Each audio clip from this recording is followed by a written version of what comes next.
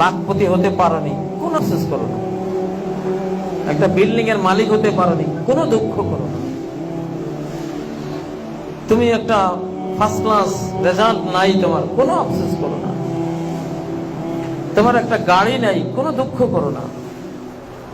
একটা মোটরসাইকেল থাকলে সুন্দরে চলতে পারতাম, নাই, কোনো দুঃখ করো না। লিকাইলা তাসাউ আলা মা ফাতাকুম, যা ছুটে গেছে কখনো এর জন্য কোনো চিন্তাগ্রস্ত হইও না, হইলে লসে পড়বা। পৃথিবী কিছু না পেলে এটা এই যোগ্য নয় যে পৃথিবীর কিছু না পেলে সেটার জন্য তুমি কাঁদবে, দুঃখ করবে। এই যোগ্যতা পৃথিবীর কোনো জিনিসের নাই। এত বড় মূল্য পৃথিবীর কোনো জিনিসের নাই যে সেটা না পেলে তুমি দুঃখ করবে।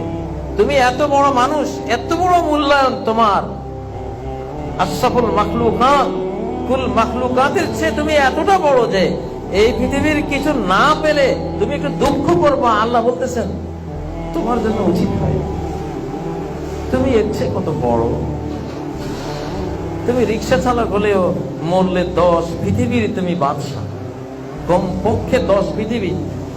সবার পরে যে জান্নাতে যাবে, সবার চেয়ে ছোট জান্নাতি যে, সেও 10 পৃথিবীর বাদশা। কি হারালে তুমি? এত বড় হয়ে 10 পৃথিবীর বাদশা হয়ে একটা বিল্ডিং এর জন্য কাঁদলে, আফসোস করলে, একটা মোটরসাইকেলের জন্য মনটা ভার, কেমন হলো? তোমার শানে এটা মানায় না।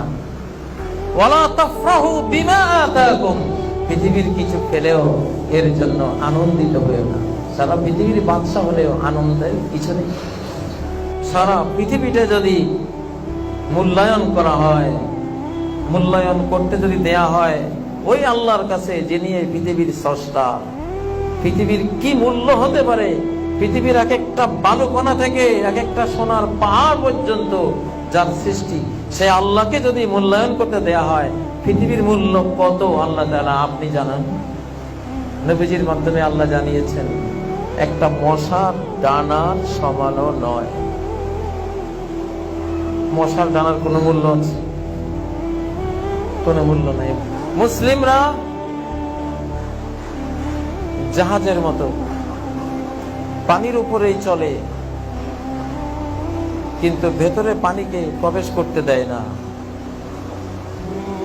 আমরা দুনিয়ার উপরেই চলব, দুনিয়ার ব্যবসা বাণিজ্য, দুনিয়ার সকল পাওয়ার নিয়ে চলব, কিন্তু দুনিয়াটা অন্তরের ভেতরে ঢুকতে দেব না, মোহগ্রস্ত হব না, দুনিয়ার জন্য পাগল পারা হব না।